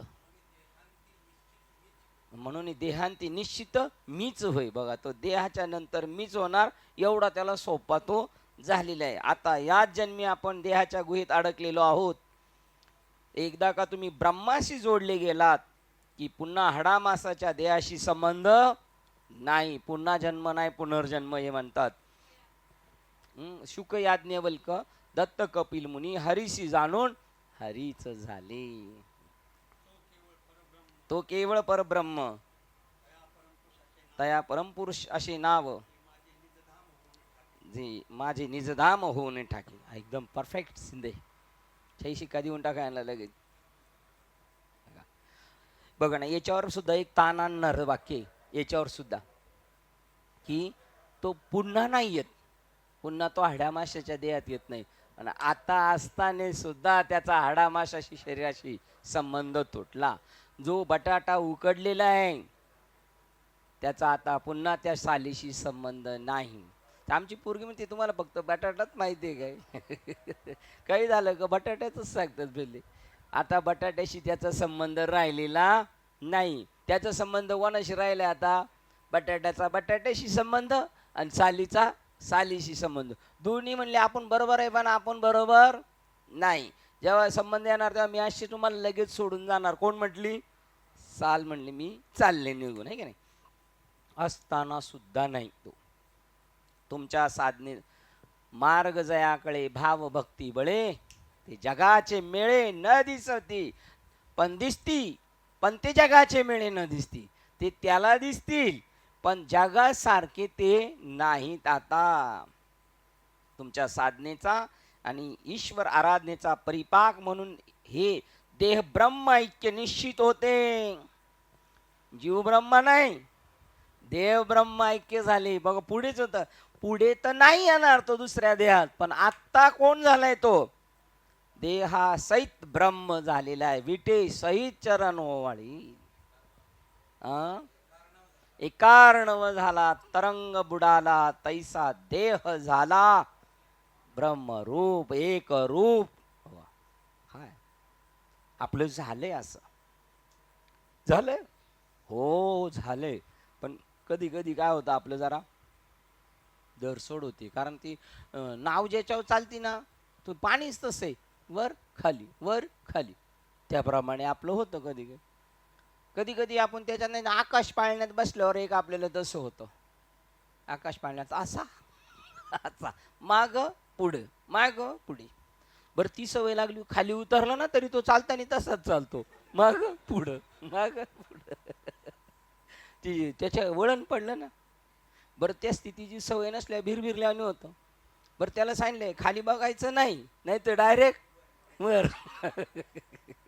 आकाश पाळणा म्हणजे तो वर पाळणा तर पाळणा नाही, त्याला डायरेक्ट पांगळाच करून टाकेल तो, हे नाही.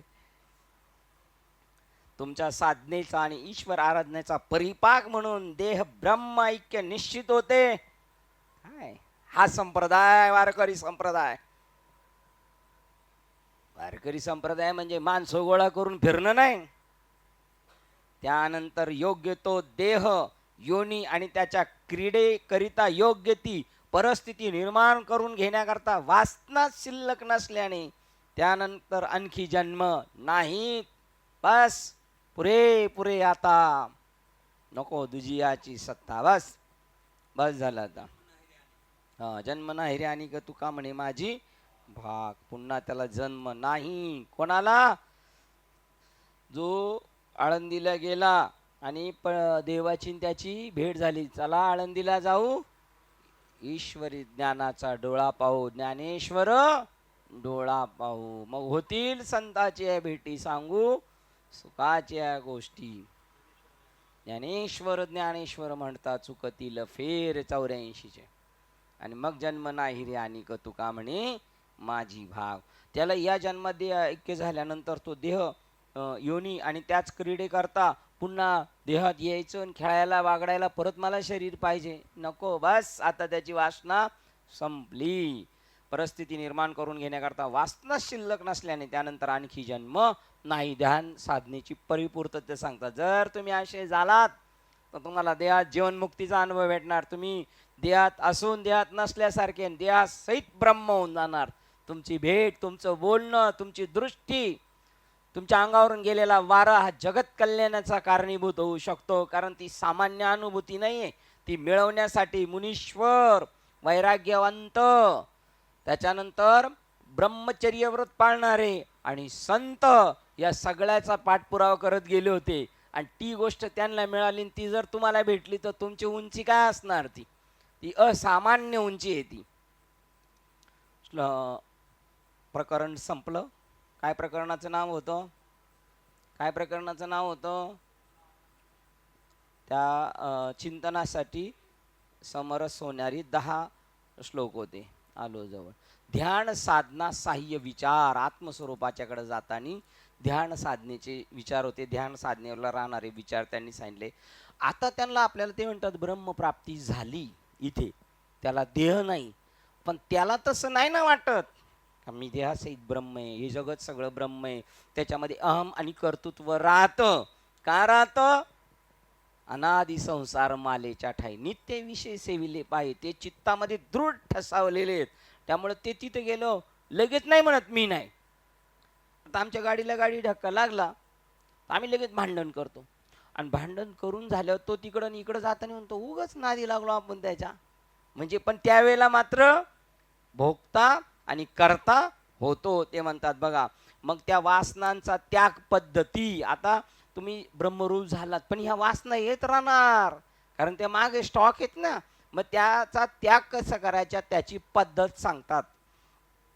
सत्यत्वाचा प्रकरणाचं नाव आहे वासना त्याग पद्धती. 53 नंबरचं प्रकरण. 53 नंबरचं प्रकरण वासना त्याग पद्धती.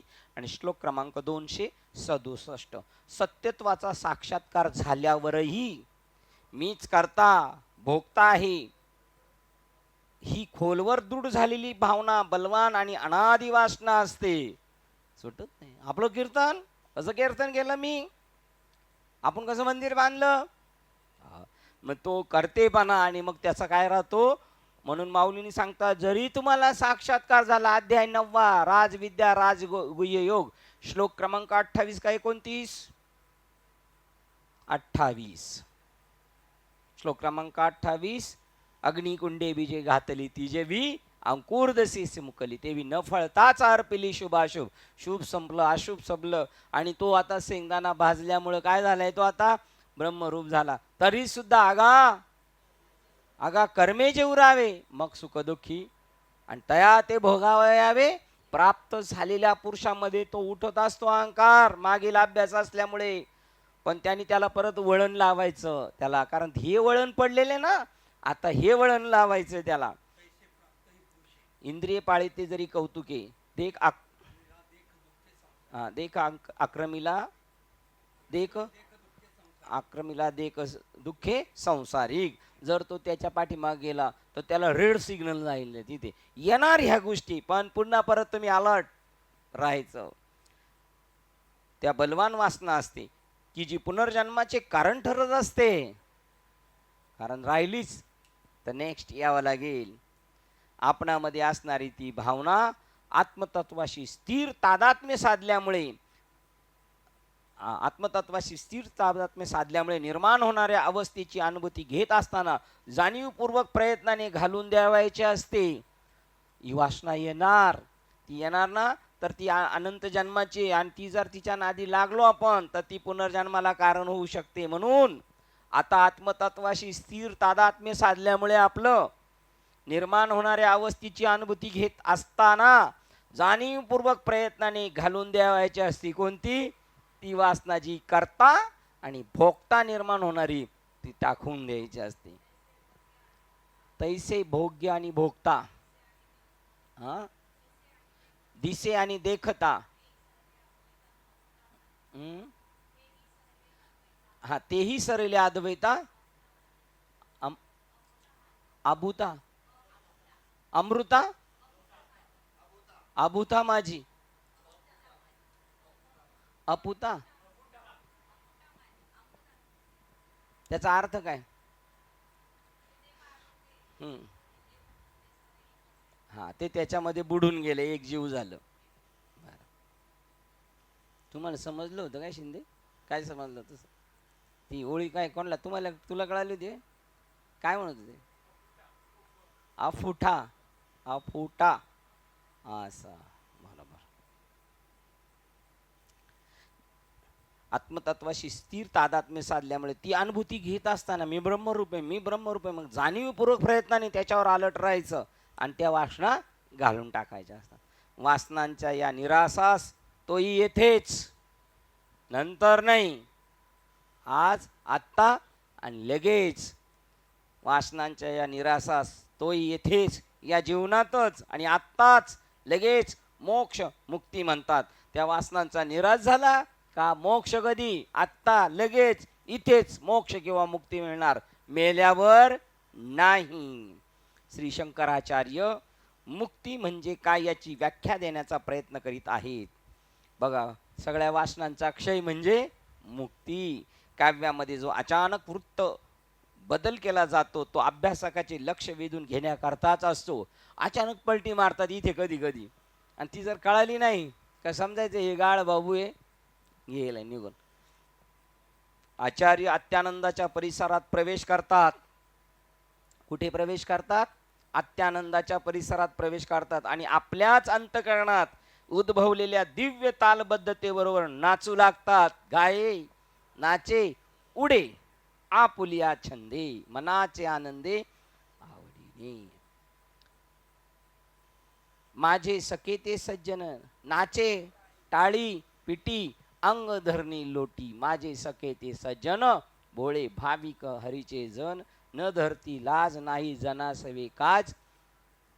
तुका म्हणे दाटे, नेत्री जळ लोटे,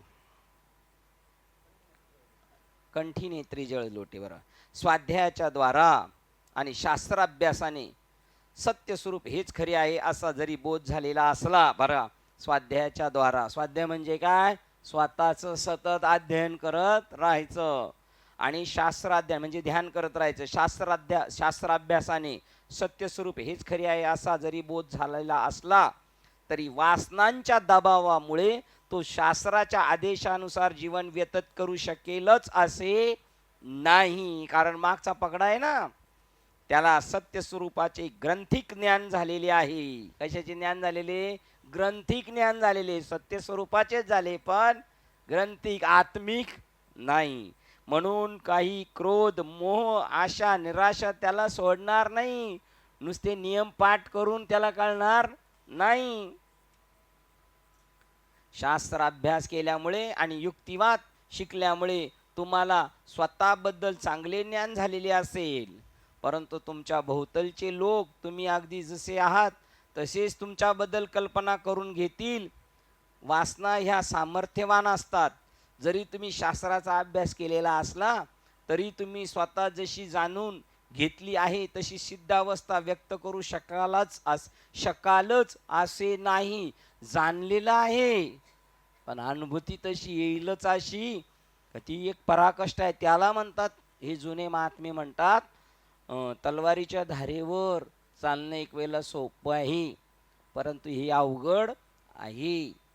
मग तुम्ही ऐकलंय सगळं पण तरी पण तुम्ही तसं वागालच असं सांगता येत नाही.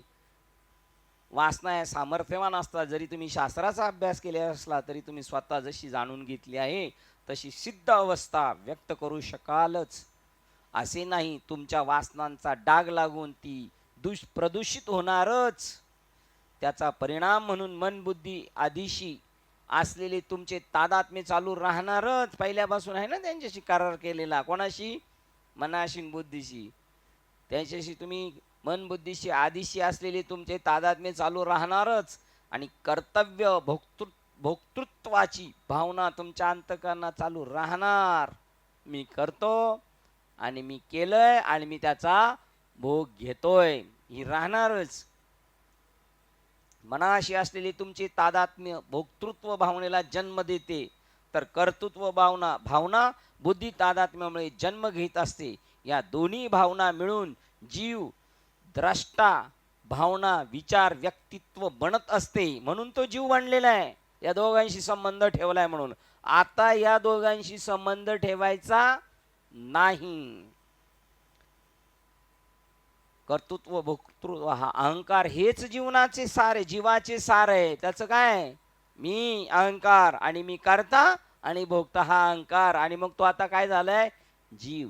प्रत्येक व्यक्तित्वामधील सूक्ष्म आणि सामर्थ्यवान वासनांची अंतिम अभिव्यक्ती म्हणजेच जीवभाव होय.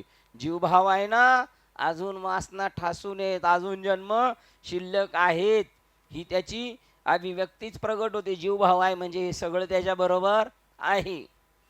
मी अनात्म वस्तू आहे, मी द्रष्टा भावना विचार आहे. बघा, मी अनात्म वस्तू आहे. मी कोण आहे, मी देह आहे.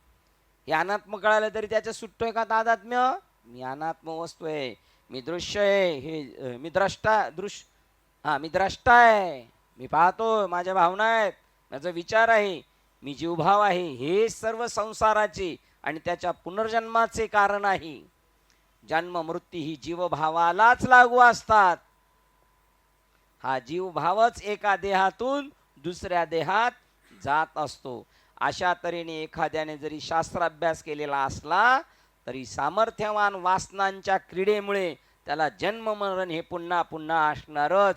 ते म्हणतात आमच्याशी कुस्ती कर, आमच्याशी कुस्ती कर आणि आम्हाला चितपट कर, नाहीतर आम्ही तुम्हाला चितपट करू. आत्मनिष्ठ अवस्था प्रत्येक म्हणजे आत्मनिष्ठ आंतरिक. आजच्या क्षणी आपले संपूर्ण लक्ष हे देह दृश्य द्रष्टा भावना विचार इत्यादी अनंत प्रकाराने विक्षेपित होत असते. बघा, आत्मनिष्ठ असलं पाहिजे आपण, पण कसे देहनिष्ठ आहेत. आपले प्रत्येक क्षणाला कसला अनुभव आहे आपला, आजच्या क्षणी आत्ताच्या क्षणी आपले संपूर्ण लक्ष कशावर आहे, द्रष्ट्यावर भावनांवर विचारांवर इत्यादी अनंत प्रकाराने विक्षेपित होत असते. आपण बहिर्मुख असतो. म्हणून शरीर मन बुद्धी आणि दृश्य भावना विचार यांच्या जगतापासून पूर्ण निवृत्ती आणि मन त्या महान सत्य स्वरूपाकडे वळवणे म्हणजे अंतर्मुक्ता होय. बघा, आता बहिर्मुख आहे, त्याला शरीराला टाकायचंय, दृश्याला टाकायचंय, मनाला टाकायचंय, भावनांना टाकायचंय आणि याच्या पलीकडे जायचंय. पलीकडे गेले तर अंतर्मुख, अलीकडे राहिले तर बहिर्मुख. अंतर्मुख होऊन आत्म्याकडे वळण्याकरता आपण प्रयत्न केला पाहिजे आणि मनाचा अहम कर्तृत्व भाव टाकून दिला पाहिजे. बघा, हे करण्याकरता आपणास कोणी सहाय्य करणार नाही. प्रत्येकाने स्वतः झगडले पाहिजे. मी करतो, मी भोगतो, यातून मुक्तता हीच आपणास मोक्षाकडे नेईल. मोक्ष म्हणजे काहीतरी या जन्मानंतर कोठेतरी आणि अति दूरच्या काळी प्राप्त करून घ्यावायची बाब नव्हे. इकडून सुटल्यावर तिकडं प्रवास करून जायचं आणि तिथं जायचंही नाही. तो अगदी याच जन्मी आत्ताच लगेच याच जगात याच देहात असतो. हा मोक्ष मननशील मुनींना मिळत असतो. कोणाला मिळत असतो, मननशील. सतत त्याच्या डोक्यात हेच विचार घोळत राहतात, हेच विचार, केव्हा मी तो आहे, मी तो आहे, मी तो आहे, माझा यांचा संबंध नाही, ते तिथे जात असतात. आत्मबोधयुक्त होऊन असे सतत तो अंतकरणी न विसरे न विसंबे. बघा, अंतकरणावर विसंबू नये. तो त्याच्याशी सतत मी आत्मरूप आहे, मी आत्मरूप आहे, मी आत्मरूप आहे या भावनेवर जो मनन करतो तो मुनी याच देहात याच जगात आणि याच जन्मी लगेच प्राप्त करून घेतो. जो या वासनांच्या बंधनातून मोकळा होतो तोच मुक्त होत असतो. म्हणून आशा मनोविकार मोह लोभ निर्माण करतात, त्या आपल्या परीने पुन्हा त्याच्या सत्य स्वरूपातून हकारून तिला वस्तू जगतात नेतात. आशा वासनांपासून मुक्तता होय. बघा, आशा मग मनोविकार मोह लोभ निर्माण करतात आणि आपल्या परीने पुन्हा त्याच्या सत्य स्वरूपातून हाकारून तिला वस्तू जगतात नेतात. अशा वासनांपासून आपली काय झाली पाहिजे? निवृत्ती व्हायला पाहिजे. होईल का? अशा वासनांपासून होईल का निवृत्ती? एवढं डेंजर वासनांची निवृत्ती होऊ शकते का? होऊ शकते. कशाने होऊ शकते? प्रमाणाने सांगा, कशाने होऊ शकते वासनांची निवृत्ती? चंदू बाबा, वासनांची निवृत्ती दीपक, संत चरण रज. काय म्हणले? हे सांगणार होते ना तुम्ही का दुसरं सांगणार होते? त्याच सांगत होते काय? बरोबर, तुम्ही प्रामाणिक आहेत एकदम. काय झालं तुम्हाला? काय समजलं सांगा बरं. हळू बोलतात, मोठ्याने बोला. संत चरण रज लागता ठरून आपण संत चरण लावलेत की नाही? जाऊन ठरून लावलेत की नाही? का आपोआप लागले आपल्याला? आपोआप तेने भेटे देव आपोआप. संत चरण एवढी पावर आहे त्यांच्या चरण राजामध्ये. बापरे, त्यांच्या चरण राजाची ही स्थिती आहे. त्यांच्या स्थितीची विचार करू नका.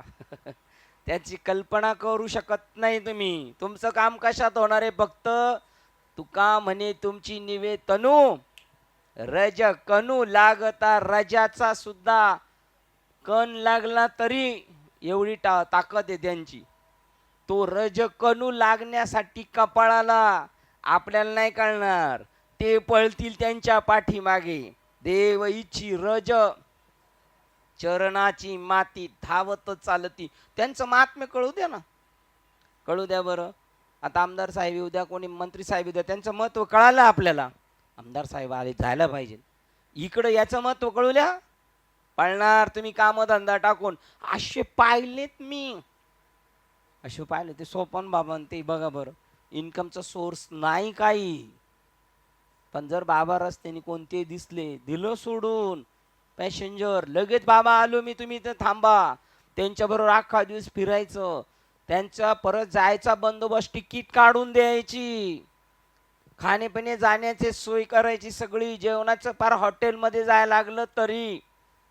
जेवढे कमवले त्या दिवशीचे सगळे जाणार आहेत. पण किंमत कळाली ना, शिवाजी महाराजांची किंमत कळाली. पैशावारी कामावर नव्हते ते. बाजी प्रभू तुम्ही राजे जगा, आमचं सर कलम झालं तरी चालेल.